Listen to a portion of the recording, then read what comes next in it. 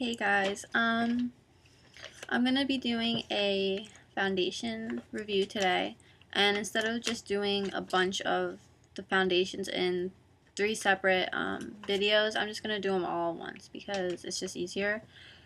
And yeah, and on another note, I'm still really getting used to being on camera because I'm really not used to it, and I've only done like a couple videos, and I'm just really getting used to it still. So if I look down, I'm looking at these notes, by the way.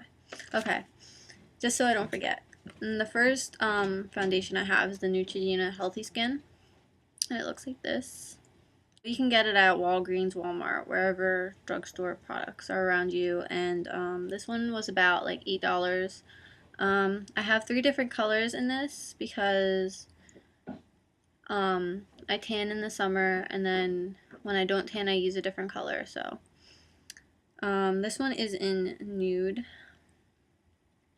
and this one is one of my favorite foundations. I use this almost every day, and it has SPF 20,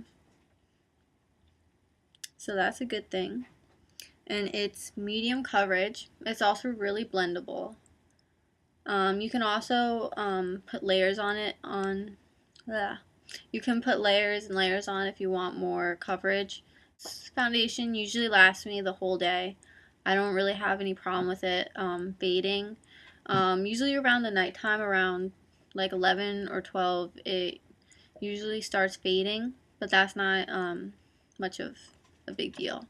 And usually when I use this foundation, I break out a lot from certain foundations where it makes me really oily, and this one actually made my skin a little bit better, hence the healthy skin.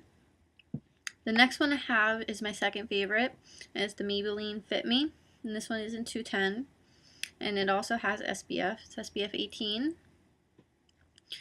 This one has a little bit less coverage than the Neutrogena one, and it doesn't last as long. It'll last me about half the day.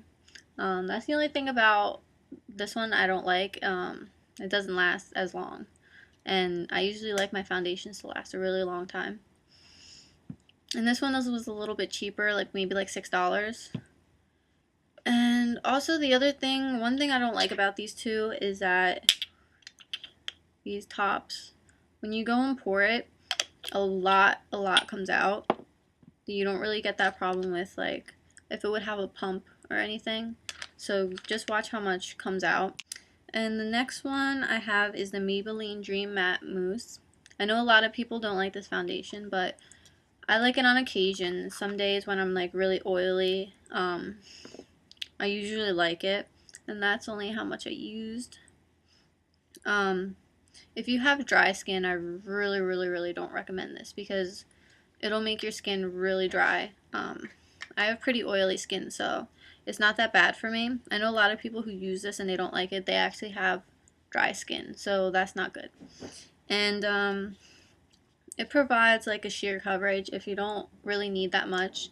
This is good. I usually would use a sponge with this because it gets a little clumpy with like the mousse inside of it.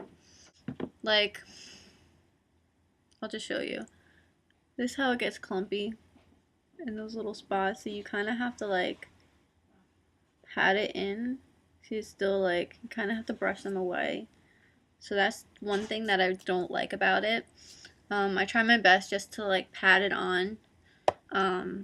Another thing is it took me a really long time to figure out which color I really wanted, because as you can see, the bottom is like, you can't really tell because there's a big glass container around it, and the top, you shouldn't really go by the top. So I was trying to look for the best color, and after a while the matte does last. The matte does wear off, which also isn't a good thing because I don't like to be oily like at all. So yeah, if you guys need any other reviews on anything, just feel free to ask. I'm sorry this video took like forever for me to make. I actually like pretty much forgot about it. So if I haven't made a video that you requested, just remind me.